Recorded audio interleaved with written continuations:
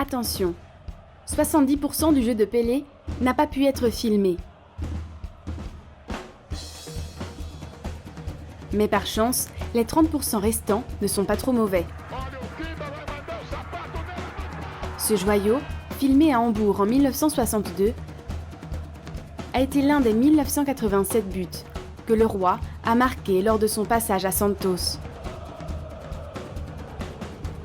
Cet autre a eu lieu en Colombie en 1969. Un des 77 moments de joie qu'il a offert au peuple brésilien. Et il n'a peut-être pas joué en Europe, mais il a gagné 3 Coupes du Monde contre 3 puissances européennes et 2 Coupes intercontinentales contre 2 champions du vieux continent. Il a marqué 5 buts contre le Benfica dans la Coupe de 1962.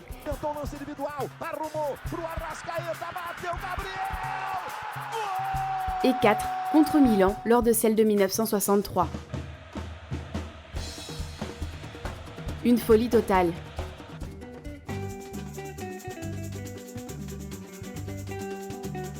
Il était tenace.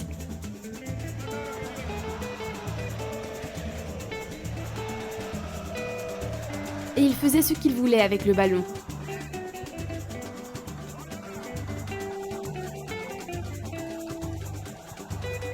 Des coups francs,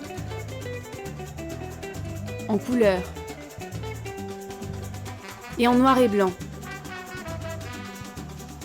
Une retournée acrobatique.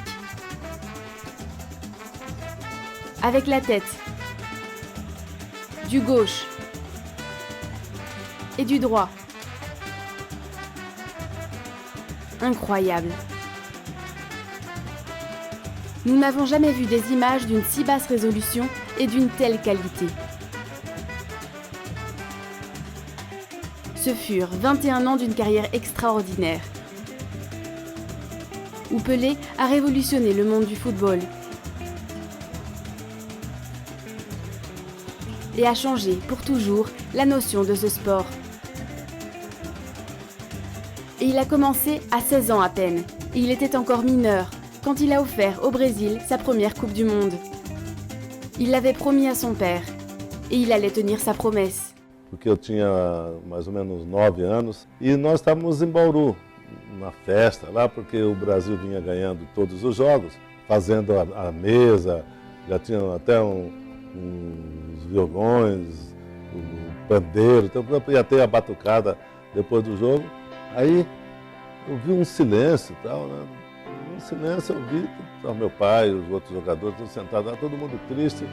Aí eu falei, pô, o que que houve? O que que houve? Meu pai falou assim, perdemos a Copa, tal, e começou a chorar, Dondinho. Aí eu falei assim, pai, perdemos a Copa, mas não faz mal, não se preocupe que eu vou ganhar uma Copa pro senhor. Eu tinha 9 para 10 anos. Il aurait pu se contenter d'en gagner une, mais c'était son père, et le roi Pelé a voulu lui en offrir 3, laissant un héritage inoubliable, même chez ses adversaires. No quiero contarlo otra vez, ¿no? Yo tuve un enfrentamiento con él ahí, pero es cosa del fútbol. Sucede en la cancha, en cualquier parte, digo, que uno tenga competiciones, sucede. Creo que para todos los que jugamos contra Pelé es algo extraordinario jugar con él, contra él, ¿verdad? Para mí era y es el mejor jugador del mundo. Donde fuera llenaba la cancha, llenaba el estadio, y sus compañeros tenían un respeto terrible por él, ¿verdad? Porque igualmente ellos también sabían que era el mejor. Y él tenía todo, tenía técnica depurada, golpeaba con las 2 piernas, pero golpeaba no como cualquiera de nosotros, se levantaba más de medio metro para cabecear. A mí era una gran persona, muy simpático, atendía a la gente, no era como puede ser, era un creído, o sea, era un tipo bien plantado, muy decente.